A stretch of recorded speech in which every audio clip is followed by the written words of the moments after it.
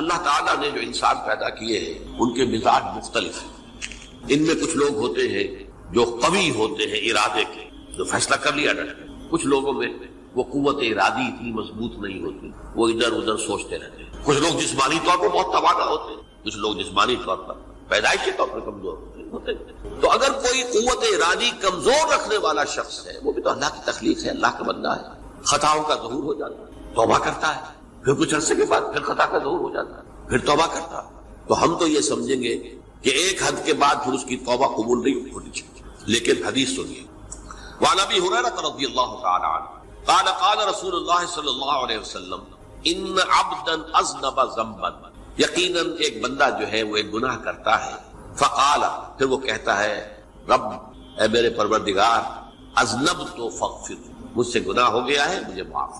فقال ربہ، تو پروردگار یہ کہتا ہے اعلم عبدی ان له ربا یغفر الذنب ویاخذ به، میرا یہ بندہ یہ جانتا ہے کہ اس کا ایک رب ہے جو گناہ معاف بھی کر سکتا ہے اور سزا دے بھی سکتا ہے. کیا معنی ہے؟ گناہ اس نے کیا ہے لیکن جانتا ہے اللہ کو تو وہ معاف بھی فرما سکتا ہے، تبھی تو وہ اللہ سے معافی کی درخواست کر رہا ہے. اس کے اس جاننے کی بنیاد پر، اس کے اس علم کی بنیاد پر، اس کے اس ایمان کی بنیاد پر فرمایا غفرت لعبدی، میں نے اپنے بندے کو معاف کر. ثم مکث ما شاء اللہ، پھر وقت گزرا جتنا کہ اللہ نے چاہا. ثم اذنب ذنبا، پھر اس سے گناہ ہو گیا. فقال رب اذنبت ذنبا فاغفر، پھر کہتا ہے پروردگار مجھ سے گناہ ہو گیا، پھر مجھے معاف فرما دے. فقال ربہ، اللہ فرماتا ہے عالم عبدی ان له ربا یغفر الذنب ویاخذ، میرا بندہ ہے نا جو جانتا ہے کہ اس کا ایک رب ہے، ایمان باللہ اس کے اندر ہے، تبھی تو پکار رہا ہے. اور یہ بھی جانتا ہے کہ وہ گناہ معاف بھی کر سکتا ہے اور چاہے تو پکڑ بھی سکتا ہے، سزا بھی دے سکتا ہے. تو فرمایا، اللہ تعالیٰ فرماتے ہیں میں نے فرمایا میں نے معاف کر. ثم مکث ما شاء اللہ، پھر ایک عرصہ گزرا اس کے بعد. ثم اذنب ذنبا، پھر اس نے گناہ کیا.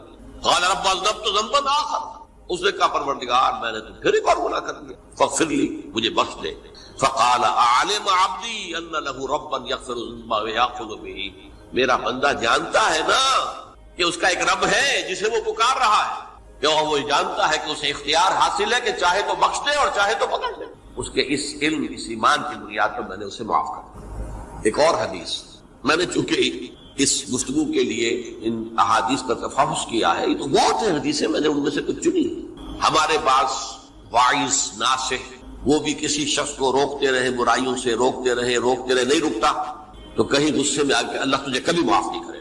یہ کتنا بڑا جرم ہے، اس کا اندازہ کیجئے. اس حدیث تو میرے بندے کو میری رحمت سے مایوس کر رہے ہیں، کتنا بڑا جرم ہے، اس کا اندازہ کیجئے. یہ مسلم شریف کی روایت ہے عن جندب، حضرت جندب رضی اللہ تعالی عنہ، ان رسول اللہ صلی اللہ علیہ وسلم حدث، کہ اللہ کے رسول صلی اللہ علیہ وسلم نے ایک واقعہ بیان کیا. ان رجلا قال، کہ ایک شخص نے یہ کہا واللہ لا یغفر اللہ لفلان، کہ خدا کی قسم اللہ تعالیٰ فلاں شخص کو کبھی معاف نہیں کرے. وان اللہ تعالی قال، اس پر اللہ تعالیٰ نے یہ فرمایا من ذا الذی یتعالی علیہ، یہ کون ہے جو میرے اوپر حکومت کرنے والا آ گیا، جو میری طرف سے حکم لگا رہا ہے کہ میں کبھی معاف نہیں کروں گا. من ذا الذی، کون ہے وہ شخص، الذی یتعالی علیہ انی لا اغفر لفلان، کہ میں فلاں شخص کو کبھی معاف نہیں کروں گا. قد غفرت لفلان، اس کو تو میں نے معاف کر دیا. واحبطت عملہ، اس شخص کے تمام اعمال میں نے ضائع کر، تم نے میرے بندے کو مایوس کیا. یہ ہے جرم. تو توبہ کی دعوت دیتے رہو، توبہ کے لیے لوگوں کو آمادہ کرتے رہو، توبہ جو ہے اس کے لیے ترغیب دیتے رہو. اللہ تعالیٰ معاف فرمانے والا. اب آخری حدیث سنا رہا ہوں، یہ تو بہت ہی عجیب حدیث ہے اور متفق علیہ، بخاری اور مسلم دونوں میں. حضرت ابو سعید الخدری رضی اللہ تعالی عنہ جو ہے اس کے راوی، حضور نے فرمایا کانا فی من کانا قبلکم رجل قتل 99 نفسا، تم سے پہلے جو امت تھی بنی اسرائیل، گویا کہ ان کا ذکر ہے، اس میں ایک آدمی ایسا تھا جس نے 99 قتل کی. اب آپ اندازہ کیجئے کتنا بڑا گناہ کبیرہ ہے قتل. قرآن مجید میں آتا ہے وَكَأَنَّمَا قَتَلَ النَّاسَ جَمِيعًا، اگر ایک انسان کو بھی ناحق قتل کر دیا گیا تو یہ ایسی ہے گویا کہ اس نے پوری نوع انسانی کو قتل، اس نے 99 قتل کی. فَهَلْ لَهُ مِن تَوْبَةٍ، پھر اس کے بعد یہ ہوا کہ اس کے اندر توبہ کا جذبہ پیدا ہوا. فَسَأَلَ عَنْ أَعْلَمِ أَهْلِ الْأَرْضِ، تو اس نے پھر سوال کیا، لوگوں سے پوچھا کہ زمین میں رہنے والوں میں کون سب سے بڑا عالم ہے. فَدُلَّ عَلَى رَاهِبٍ، اسے بتایا گیا فلاں راہب فلاں جگہ پر ہے، وہ بہت نیک ہے، بڑا عالم. فَأَتَاهُ، وہ اس کے پاس آیا، فقال انہ قتل 99 نفسا فہل لہ من توبہ، انہوں نے کہا دیکھیے راہب صاحب میں نے 99 انسان قتل کی، اب مجھے یہ بتائیے کہ میرے لیے توبہ کا کوئی امکان ہے؟ فقال لا، انہوں نے کہا نہیں، فقتلہ، اس نے اس کو بھی قتل کر دیا، فکمل بہ 100، اپنی سینچری مکمل کر لی، مطلب 99 کے بعد ایک ہی کسر تھی، اس کو بھی قتل کیا، 100 پورے کر لیے۔ ثم سأل عن عالم اہل الارض، پھر اس نے پوچھا کوئی اور کوئی بڑے عالم انسان ہو، فدل علی رجل عالم، پھر اس کی رہنمائی کی گئی ایک بڑے عالم شخص کی طرف، فقال انہ قتل 100 نفس، تو اس نے وہاں جا کر کہا کہ میں 100 انسان ہلاک کر چکا ہوں، قتل کر چکا ہوں، فہل لہ من توبہ، میرے لیے توبہ کا کوئی امکان ہے؟ فقال نعم، کیوں نہیں، 100 قتل کیے تب بھی کیا ہے، توبہ کا راستہ دروازہ کھلا ہوا، معلوم یغرغر، جب تک کہ وہ گھنگرو نہیں بج رہا اس وقت تک تمہارے توبہ کا دروازہ کھلا ہوا ہے۔ فرمایا نعم ومن یحول بینہ وبین التوبہ، تمہاری توبہ کے درمیان اور تمہارے درمیان کون حائل ہو سکتا ہے، توبہ کا دروازہ کھلا ہے۔ لیکن ساتھ ہی کہا انطلق الی ارض کذا و کذا، اب تم ایسے کرو جہاں تم رہتے ہو وہاں نہ جاؤ واپس، وہاں کا ماحول اچھا نہیں، معاشرہ اچھا نہیں، ہو سکتا ہے کہ تم توبہ پر قائم نہ رہ سکو، تم فلاں جگہ چلے جاؤ وہاں اچھے لوگ آباد ہیں ان میں جا کر رہو، فإن بها اناسا یعبدون اللہ تعالی، وہاں ایسے لوگ آباد ہیں جو اللہ کی بندگی کرتے ہیں، فاعبد اللہ معہم، تو تم ان کے ساتھ مل کر اللہ کی بندگی اور پرستش کرو، ولا ترجع الی ارضک، اپنی زمین کی طرف اپنے وطن میں واپس مت جاؤ، فإنها ارض سوء، وہ بری جگہ ہے، فانطلقا، تو وہ چل پڑا، ہجرت کر رہا ہے، اس جگہ جا رہا ہے جہاں کا راہب نے بتایا تھا، حتی اذا نصف الطریق، جب آدھا راستہ اس نے پورا کر لیا، اتاہ الموت، فاختصمت فیہ ملائکۃ الرحمت و ملائکۃ العذاب، اب وہ جہنم کے فرشتے بھی آ گئے اس کی جان قبض کرنے کو اور جنت کے بھی آ گئے، فقالت ملائکۃ الرحمہ، رحمت والے جو فرشتے ہیں جنت والے، انہوں نے کہا جا تائبا مقبلا بقلبہ للہ تعالی، یہ شخص توبہ کر کے اللہ تعالیٰ کی طرف ہجرت کر رہا تھا، اس لیے اس کی نیت کی بنیاد پر اب یہ جنتی ہے، لہذا اس کی روح ہم قبض۔ وقالت الملائکۃ العذاب، اور وہ جو عذاب والے فرشتے ہیں وہ کہیں گے انہ لم یعمل خیرا قط، تو نے توبہ کے بعد کوئی نیک عمل تو کیا ہی نہیں، تو کس بنیاد پر اس کو تم جنت میں لے جاؤ گے، اس کو تو دوزخ میں جانا چاہیے۔ فاتاہ ملک فی صورت الآدمی، تو ان کے پاس اللہ نے ایک اور فرشتے کو بھیج دیا آدمی انسانی شکل کے اندر، فجعلوہ بینہم، ان فرشتوں نے کہا بھائی ہمارا فیصلہ کرا دو، اس کی روح ہم لینا چاہتے ہیں یا ہم لینا چاہتے ہیں، انہیں حکم بنا دیا، فقال قیسوا ما بین الارضین فإلی ایتہما کان اقرب، کہ تم فاصلہ ناپ لو جہاں سے وہ چلا ہے اور جہاں جا رہا تھا اور یہاں اس کی موت ہو رہی ہے، تو کون سا فاصلہ زیادہ ہے؟ جب ناپا گیا، بلکہ ایک حدیث میں آتا ہے کہ اس پر اللہ نے زمین کو جو ہے حکم دے دیا، ایک طرف والی زمین تو سکڑ جا، دوسری والی جو ہے تو پھیل جا، تاکہ وہ جو جا رہا تھا وہ زیادہ قریب ہو جائے بنسبت اس کے کہ جہاں سے وہ چلا تھا۔ تو اس فیصلے پر پھر جو فرشتے تھے جو کہ رحمت کے فرشتے تھے وہ اس بندے کو لے گئے جنت۔ یہ ہے توبہ کی عظمت۔ لا اقسم بیوم القیامہ ولا اقسم بالنفس اللوامہ ایحسب الانسان ان لن نجمع عظامہ، یہ صورت جو ہے بہت ہی حسین اور بہت منفرد سمجھیے کہ نمائندہ ایک صورت ہے قرآن مجید کی۔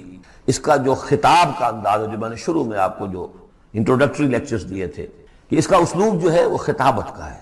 قرآن کو ہم کہہ سکتے ہیں کہ it's a collection of divine orations، اللہ تعالیٰ کے خطبات، مجموعہ خطبات الہیہ۔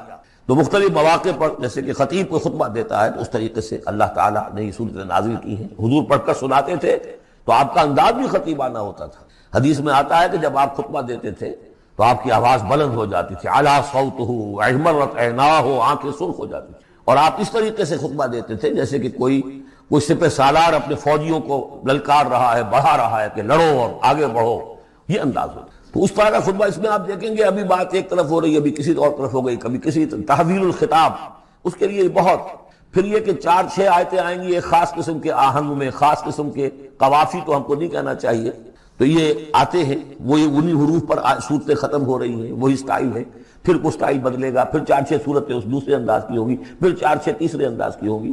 تو یہ آپ صورت جو ہے فصاحت و بلاغت میں بھی فلو بے انتہا ہے اور خطیبانہ انداز، اور اس میں تحویل الخطاب۔ پس منظر میں کیا ہے کہ وہ لوگ ہیں کہ جو انکار کریں کوئی قیامت نہیں ہو سکتی، کیسے ممکن ہے کہ جب کہ انسان مر چکے ہوں گے اور مٹی ہو جائیں گے پھر اٹھا دیا جائے، یہ ممکن نہیں۔ تو اس کا جواب ہے جو دیا جا رہا ہے، لا اقسم بیوم، لا یہاں پر ان کے خیالات کی نفی، نہیں میں قسم کھاتا ہوں قیامت کے دن، تمہیں شک ہے اور مجھے اتنا یقین ہے کہ میں قسم کھا رہا ہوں قیامت کی، ولا اور پھر نہیں اقسم بالنفس اللوامہ، میں قسم کھاتا ہوں نفس لوامہ کی۔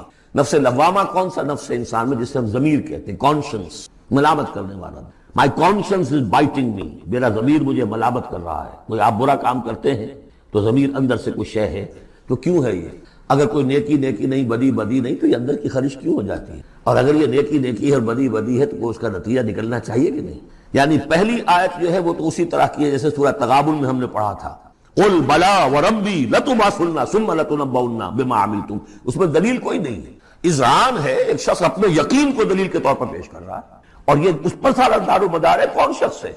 ایسا شخص کہ جس سے کبھی کوئی جھوٹ کا تجربہ کسی کو نہیں ہوا، وہ کہہ رہا ہے۔ سیرت و کردار جو ہے محمد رسول اللہ کی، وہ گویا کہ دلیل کی حیثیت رکھتی ہے اس قول کے پیچھے۔ لا اقسم بیوم القیامہ ولا اقسم بالنفس اللوامہ، یہ تمہارے اندر موجود ہے قیامت کی دلیل، تمہارا ضمیر، تمہارا کانشنس۔ ایحسب الانسان ان لن نجمع عظامہ، کیا انسان یہ گمان کرتا ہے ہم اس کی ہڈیاں جمع نہیں کر سکیں گے؟ بلا قادرین، کیوں نہیں، ہم پوری طرح قادر ہیں، علی ان نسوی بنانا، یہاں کنہ محذوف سمجھنا چاہیے، بلا کنہ قادرین علی ان نسوی بنانا، بس کہ ہم اس کی ایک ایک کوڑ کو برابر کر دیں۔ بل یرید الانسان لیفجر امامہ، اصل سبب جو ہے آخرت کے انکار کا وہ یہ ہے کہ انسان چاہتا ہے کہ فسق و فجور جس کا عادی ہو گیا اسے جاری رکھے، حرام خوری چھوڑنی نہیں، جس عیش کا خوگر ہو گیا ہوں اس کو چھوڑ نہیں سکتا، قیامت کو مانوں گا تو پھر دیکھنا پڑے گا کیا غلط ہے، کیا صحیح ہے، کیا جائز ہے، کیا ناجائز۔ اس لیے جیسے کہ بلی کو دیکھ کر کبوتر آنکھ بند کر لے، اب ظاہر بات ہے کہ وہ بلی تو نہیں ختم ہو جائے گی، در حقیقت یہ قیامت سے آنکھیں چراتے ہیں، آنکھیں بند کر لیں، اس لیے کہ انہیں پتا ہے کہ ہم نے کیا آگے بھیجا ہے اور آگے بھی کرنے کا وہی ارادہ ہے۔ بل یرید الانسان لیفجر امامہ یسأل ایان یوم القیامہ، پوچھتا ہے بڑے استہزائی انداز میں، اچھا جی کب ہوگا یہ قیامت کا دن؟ تو جواب بھی اسی انداز میں ہے، یوم ہم علی النار یفتنون کی طرح۔ فرمایا فاذا برق البصر، جب وہ قیامت آئے گی نگاہیں چدھیا جائیں گی، خسف القمر، چاند بے نور ہو جائے گا، یا یہ کہ چاند دھس جائے گا سورج کے اندر، وجمع الشمس والقمر، اور سورج اور چاند یکجا کر دیے جائیں گے۔ یہ جو ہے کشش ثقل کا جو باہمی ثقل ہے ان کروں کا، اس کے نظام میں ذرا سی کہیں گڑبڑ ہو اور پھر تو یہ سب کے سب ایک دوسرے سے ٹکرائیں گے۔ فَإِذَا بَرِقَ الْبَصَرُ وَخَسَفَ الْقَمَرُ وَجُمِعَ الشَّمْسُ وَالْقَمَرُ يَقُولُ الْإِنسَانُ يَوْمَئِذٍ أَيْنَ الْمَفَرُّ، یہی انسان اس دن کہے گا ہے کوئی جگہ بھاگ جانے کی؟ کلا نہیں، لا وزن، اپنے رب ہی کے حضور میں جا کھڑے ہونا ہے۔ يُنَبَّأُ الْإِنسَانُ يَوْمَئِذٍ بِمَا قَدَّمَ وَأَخَّرَ، اور جتلا دیا جائے گا انسان کو اس دن جو کچھ اس نے آگے بھیجا ہوگا، جو پیچھے چھوڑا ہوگا۔ ہم اعمال نیک ہوں یا بد ہوں، اس کا کچھ حصہ آگے بھیج دیتے ہیں اپنی زندگی میں، کچھ اس کے پیچھے جو اثرات چلتے ہیں اس کا حساب بھی بعد میں جاری رہتا ہے، وہ ڈیبٹ کریڈٹ جو ہے ہمارے کھاتے میں ہوتا رہے گا۔ تم نے یہ نیک کام شروع کیا تھا، آگے آگے پھیل رہا ہے، تو جو اور اس کام میں شریک ہے ان کا اجر بھی رہے گا، پورا رہے گا، ان کے اجر میں سے کمی نہیں ہوگی، لیکن اتنا ہی حساب آپ کے کام میں بھی درج ہوتا ہے۔ اسی طریقے سے کسی نے برا کام شروع کیا تھا، ادھر تک جہاں تک اس کے اثرات جائیں گے تو انسان کو بتا دیا جائے گا یہ تو آپ نے اپنی موت سے پہلے آگے ہی بھیج دیا تھا، یہ تو آپ کے وہ اعمال ہیں، اور یہ ذرا وہ ہے پیچھے اس کے جو اثرات ہیں۔ بل الانسان علی نفسہ بصیرہ، اور انسان کو تو جتلانے کی ضرورت بھی نہیں ہوگی کہ بتایا جائے، ہر انسان کو خود معلوم ہوگا کہ میں کتنے پانی میں ہوں۔ انسان اپنے نفس پر خود بصیرت رکھتا ہے۔ وَلَوْ أَلْقَىٰ مَعَاذِيرَهْ، چاہے کتنے ہی وہ بہانے پیش کرے۔ ہوتا ہے کہ انسان کو شخص جو ہے بڑا چرب زبان ہے اور وہ اپنے آپ کو بالکل ریشنلائز کر لیتا ہے اپنے طرز عمل کو، میں نے ٹھیک کیا، صحیح کیا، کوئی غلط بات نہیں ہے، کوئی عذرات موجود ہیں، تو معترضین کی تو زبان بند ہو جاتی ہے، آپ کچھ نہیں کہہ سکتے، لیکن یہ کہ اس کا دل اس کو بتا رہا ہوتا ہے کہ تو جھوٹا ہے۔ بل الانسان علی نفسہ بصیرہ ولو القیٰ معاذیرہ لا تحرک بہ لسانک لتعجل بہ، عجلت والا مضمون یہ بالکل ابتدا میں یہاں آیا تھا۔ اے نبی آپ اس قرآن کے، اب دیکھیے اب گفتگو حضور سے شروع ہو گئی، ابھی تک انسان جو منکرین تھے ان کی بات ہو رہی تھی، شروع میں امامہ، عظامہ، قیامہ، اور اس کے بعد بصر، قمر، مفر، وزر، مستقر، اب یہ پھر اس کے بعد بصیرہ، معاذیرہ، اب اس کے بعد اور بدل رہے ہیں۔ لا تحرک بہ لسانک لتعجل بہ، آپ اس قرآن کے ذریعے سے اپنی قرآن کے ساتھ اپنی زبان کو تیزی سے حرکت نہ دیں کہ جلدی سے آپ اس کو یاد کر لیں۔ ان علینا جمعہ وقرآنہ، ہمارے ذمے ہے اس کو جمع کر دینا اور پڑھوا دینا، جمع بھی کر دینا کہ اس میں سے کوئی حصہ جو ہے آپ بھولے نہیں، اور قرآن بھی اس کی ترتیب بھی ہم بتاتے جائیں گے کہ اب جو وحی آئی ہے اس کو کہاں رکھنا ہے، تاکہ اس کی ترتیب معین ہو. فَإِذَا قَرَأْنَاهُ فَاتَّبِعْ قُرْآنَهُ، پھر جب ہم پڑھوائیں اس کو جس ترتیب سے اسی کی پیروی کی. یہ ترتیب وہ ہے ترتیب مصحف جس کے تحت کے قرآن مرتب کیا گیا، اور ہم مانتے ہیں کہ یہ ترتیب نزول کی نہیں ہے. نزول کے ساتھ ہی اللہ تعالیٰ کا حکم آتا تھا کہ اب یہ وہی فلاں جگہ ہو. ثم ان علینا بیانہ، پھر ہمارے ذمے ہے اس کو واضح کر دینا بھی. جیسے کہ ہم دیکھ چکے ہیں قرآن مجید کی تبیین کرتا ہے. سورہ نساء میں 2 احکام کے بارے میں آئے گا، یستفتونک، اور حالانکہ وہ حکم آ چکا ہے سورہ نساء میں پہلے، لیکن لوگوں نے سوال کیا قل اللہ یفتیکم فی الکلالہ، تو اللہ واضح کر دیتا ہے. تم پر ابھی واضح نہیں ہوئی کلالہ کی بات، وہ وعدہ کر دیتا ہے. تو قرآن کے اندر بھی بعد میں واضح کر دی گئی چیزیں. اور یہ کہ پھر حدیث جو ہے سب سے بڑی شے ہے کہ جو اس کی بیان کرنے والی ہے. وہ جو انزلنا الیک الذکر لتبین للناس ما نزل الیہم، یہ ذکر ہم نے اے محمد آپ پر نازل کیا ہے تاکہ آپ واضح کریں اس کو ان لوگوں کے لیے جن کے لیے ہم نے اسے نازل کیا. نازل آپ پر کیا ہے، صرف آپ کے لیے تو نہیں کیا ہے آپ پر. نازل کیا ہے لوگوں کے لیے. اب ان کو واضح کرنا، اس کے اندر کہیں اگر کوئی اشکال ہو تو اسے حل کرنا، کہیں کوئی اگر اجمال ہے تو اس کی تفصیل بیان کرنا، یہ آپ کا کام. کلا بل تحبون العاجلہ، کوئی نہیں، تمہارا اصل مرض یہ ہے کہ تم عاجلہ سے محبت کرتے ہو، یہ اس دنیا کی زندگی سے محبت کرتے ہو. دیکھیے اب پھر خطاب شروع ہو گیا کفار سے. وتذرون الآخرہ، اور آخرت کو تم چھوڑ دیتے ہو، نظر انداز کر دیتے ہو. وجوہ یومئذ ناظرہ، حالانکہ بہت سے چہرے اس دن ہوں گے تر و تازہ. میدان قیامت میں کھڑے ہوں گے تو جیسے اسکول چلڈرن کھڑے ہوتے ہیں اپنا رزلٹ سننے کے لیے، تو بعضوں کے چہرے کھلے ہوتے ہیں، پہلے سے معلوم ہے انہیں کیا کچھ کر کے آئے تھے. اور بعض کے چہروں کے اوپر دھواں ہے، اس لیے ہے کہ انہیں پتا ہے کہ کیا ہی کچھ نہیں تھا، فیل تو ہونا ہی ہونا. تو چاہے اب رزلٹ ڈکلیئر نہیں ہوا، رزلٹ ان کے چہروں پر لکھا ہوا ہے. تو وجوہ یومئذ ناظرہ، بہت سے چہرے ہوں گے تر و تازہ، الی ربہا ناظرہ، اپنے رب کی طرف دیکھتے ہوئے. اس میں بعض لوگوں نے یہ کہا ہے کہ ناظرہ سے مراد ہے انتظار کر رہے ہوں گے اپنے رب کی رحمت کا، اس لیے کہ رویت باری تعالیٰ جو ہے وہ تو ممکن نہیں ہے کہ میدان حشر میں ہو جائے. لیکن میرے نزدیک انہی حضرات کی رائے زیادہ صائب ہے جو سمجھتے ہیں کہ رویت ہوگی. اہل ایمان کو عین میدان حشر میں بھی ایک درجے کی رویت باری تعالیٰ سے مشرف کیا جائے گا. یہ مضمون آ جائے گا سورہ مطففین میں واضح ہو جائے گا. اس کے برعکس وجوہ یومئذ باسرہ، بہت سے چہرے ہوں گے اس روز سوکھے ہوئے، اترے ہوئے، اداس، کی ریڑھ کی ہڈیاں توڑ کر. کلا اذا بلغت التراقی، اب ایک نقشہ دکھایا جا رہا ہے. ایک تو بڑی قیامت ہے، فاذا برق البصر وخسف القمر وجمع الشمس والقمر یقول الانسان یومئذ این المفر. ایک تو وہ ایک قیامت ہے جو فرد کی قیامت ہے، موت جب آتی ہے، قیامت صغریٰ. کلا اذا بلغت التراقی، جب یہ جان آ کے پھنس جاتی ہے ہنسلیوں میں. وقیل من راق، کہا جاتا ہے کوئی جھاڑ پھونک کرنے والا. بڑے بڑے ریشنلسٹ بھی اس مرحلے پر آ کر، بابا ڈاکٹروں نے جواب دے دیا، حکیموں نے جواب دے دیا، چلو کوئی تعویذ گنڈا کچھ ہو، کہیں سے کوئی جھاڑ پھونک کوئی تو ہو، کسی طریقے سے ہو. تو آخری درجے میں ان کو بھی انسان چیخ پکار کر لیتا ہے. قیل من راق، ہے کوئی جھاڑ پھونک نہ کرنے والا. وظن انہ الفراق، اور گمان ہو گیا اس کو کہ اب تو فراق ہے، جانا ہے، یہ گھر بھی چھوڑنا ہے جو بڑے چاؤ سے بنایا تھا، اور یہ آل اولاد کو بھی چھوڑ کر جانا ہے. والتفت الساق بالساق، اور وہ جو جان کندنی کا عالم ہوتا ہے تو پنڈلی پنڈلی سے لپٹ رہی ہے، جان نکلنی شروع ہوتی ہے جسم کے نچلے حصے. الی ربک یومئذ المساق، اس دن تو تمہیں اپنے رب ہی کی طرف دھکیلے جانا ہے. پھر بدل گئے قوافی. فلا صدق ولا صلی، تو نہ اس نے تصدیق کی نہ نماز پڑھی. ولکن کذب وتولی، بلکہ جھٹلا دیا اور پیٹھ موڑ لی. تصویر لفظی ہے جو نقشہ اس وقت ہوتا تھا. ثم ذهب الى اهله يتمطى، اور پھر چلا اپنے گھر والوں کے پاس اکڑتا ہوا جا رہا ہے. حضور کی بات کو تو نظر انداز کر دیا. امشو، چلو یہاں سے. واسبروا علی آلہتکم، صبر کرو، جا کے جمع رہو اپنے آلہہ پر. ذهب الى اهله يتمطى اولا لك فاولا ثم اولا لك فاولا. افسوس ہے تجھ پر، اور افسوس ہے تجھ، اور پھر افسوس ہے تجھ پر، اور پھر افسوس ہے. ایحسب الانسان ان یترک سدی، کیا انسان یہ سمجھتا ہے کہ اسے یوں ہی چھوڑ دیا جائے گا؟ کوئی باز پوچھ نہیں، کوئی حساب کتاب نہیں، کوئی جواب طلبی نہیں، کوئی اجر نہیں، کوئی سزا نہیں، کوئی جزا نہیں. الم یکن نطفۃ من منی یمنی، کیا نہیں تھا وہ ایک گندے پانی کی بوند جو ٹپکائی گئی. ثم کان علقا، پھر وہ ایک جوک کے مانند تھا کہ جو رحم مادر کی دیوار کے ساتھ چمٹی ہوئی تھی. علقۃ فخلق فسوی، پھر اسی کو اس نے بنایا، اسی میں نقش و نگار بنا دیے، اسی میں آنکھیں آ گئیں، اسی میں کان آ گئے، اسی میں کیا کیا بنایا. فی ظلمات ثلاث، تین پردوں کے اندر. فجعل منہ الزوجین، اسی سے بنا دیے، کسی کو نر، کسی کو مادہ، کسی کو مؤنث، کسی کو مذکر. الیس ذلک بقادر علی ان یحیی الموتى، عقل کے اندھو یہ سوچو وہ ہستی جو یہ سب کچھ کر رہی ہے وہ اس پر قادر نہیں ہوگی کہ مردہ کو زندہ کر دے. جو تمہارا مشاہدہ ہے گندے پانی کی ایک بوند سے، افلاطون بھی اسی سے آ گیا، اور بقراط بھی، اور سقراط بھی، اور ظاہر بات ہے انبیاء بھی وہیں سے آئے ہیں. کہاں سے آئے ہیں؟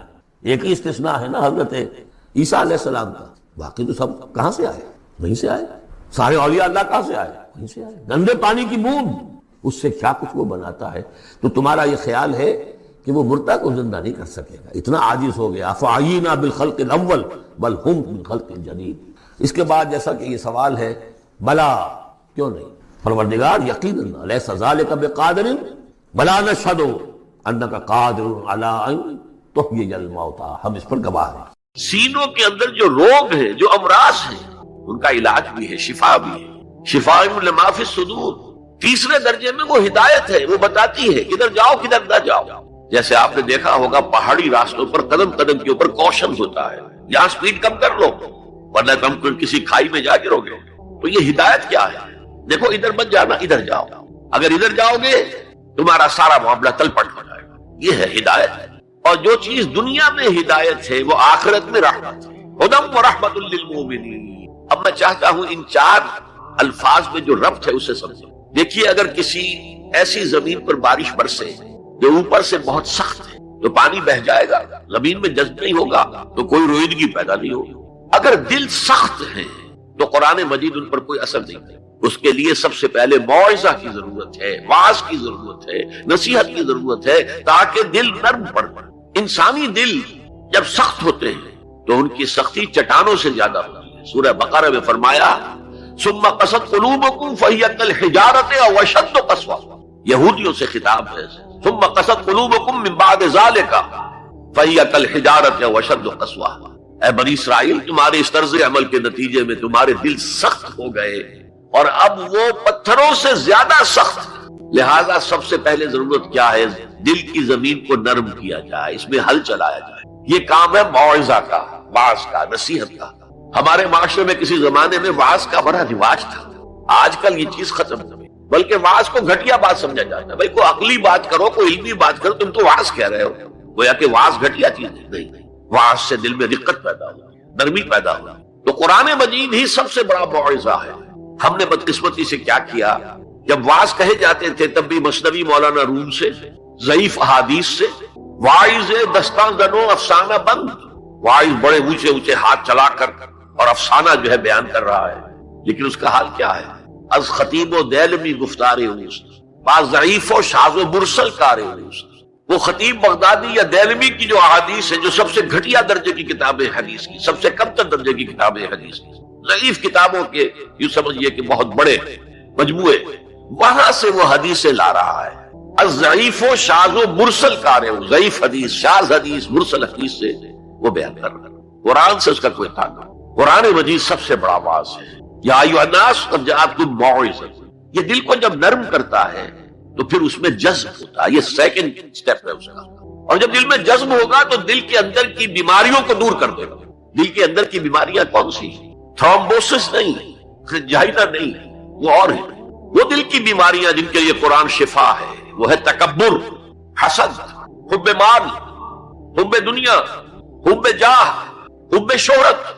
یہ ہیں وہ چیزیں کہ جو اصل ہیں، جو دل کے امراض ہیں. ان سب کو جڑ سے نکال کر پھینک دے گا قرآن حکیم. یا ایھا الناس قد جاءتکم موعظۃ من ربکم وشفاء لما فی الصدور. وہ ہدن، اور وہ ہدایت ہے.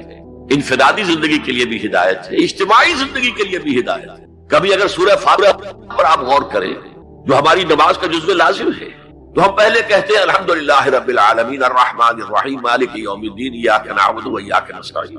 یہ ہدایت تو ہمیں پہلے ہی ملی ہوئی ہے. پھر جو ہم کہتے ہیں اہدنا الصراط المستقیم، اللہ کو ہم نے پہچان لیا، اسے رب العالمین مان لیا، اسے رحمان مان لیا، اسے رحیم مان لیا.